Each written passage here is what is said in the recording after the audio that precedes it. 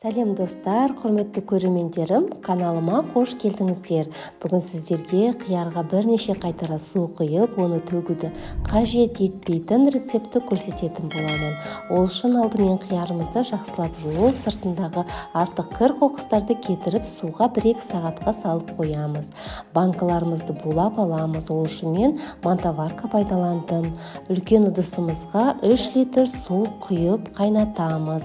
Суымыз қайнағанша қиярларымызды кесіп аламыз. Мен пышақ емес, арнайы салат кесуге арналған құрылғымен кесіп шықтым.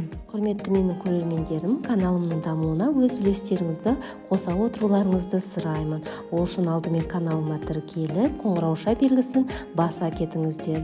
Лүпілдеріңіз мен үшін өте маңызды. Осы видеомен достарыңызбен Facebook, Instagram тағы басқа жерлерде бөлісе кетулеріңізді сұраймын. Қиярларымыз дайын. Енді буланған банкаларымызға менде 750 граммдық банкалар, 2-3 данадан сарымсақ салып шығамыз, және аскөк қолшатырынан да 2-3 данадан салып шықсаңыздар болады. Бұл жерде аскөк қолшатырын кептірілген аскөк қолдансаңыздар да бола береді.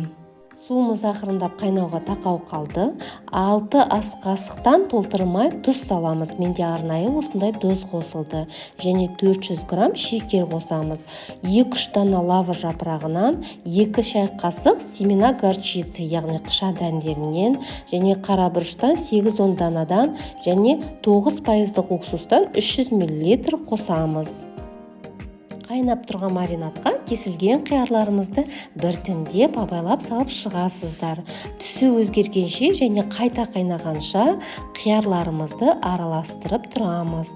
Суымыз қайнаған сәттен 4 минуттай қайнатамыз.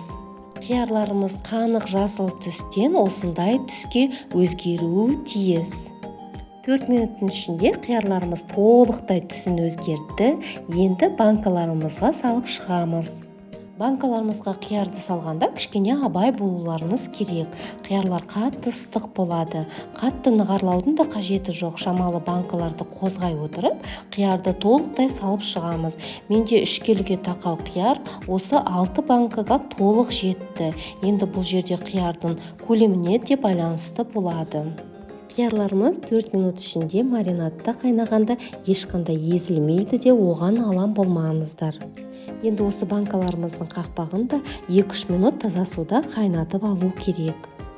Енді осы маринадталған суымызды банкаларымызға құйып шығамыз. Егер сіздерде суларыңыз суып қалған болса, қайта қайнатып алуларыңыз керек. Менде осы 3 литрге жасалған маринадталған суымнан кішкене артылды. Егер де сіздерден де артылатын болса, төгіп тастамаңыздар. Суыған суын бөлек ыдысқа құйып алып, тоңазытқышта сақтауға болады. Ол суды мен рассольник жасағанда пайдаландым. Маринадты аямай шөпілдетіп құйып шыққаннан кейін қақпағын жауып тексеріп шығамыз. Осы маринадталған банкаларымызды көрпенің астында толықтай суығанша орап қоямыз. Осымен біздің маринадталған қиярларымыз дайын. Алтын уақыттарыңызды үнемдеп, осы әдіспен жасасаңыздар, банкаларыңыз еш атылмайды және толық қыс бойы сақталып шығады. Видеомды толық қарап, қолдап кеткен көрермендеріме алғысым шексіз. Келесі видеода кездескенше сау болыңыздар. Сіздермен болған Нұржамал.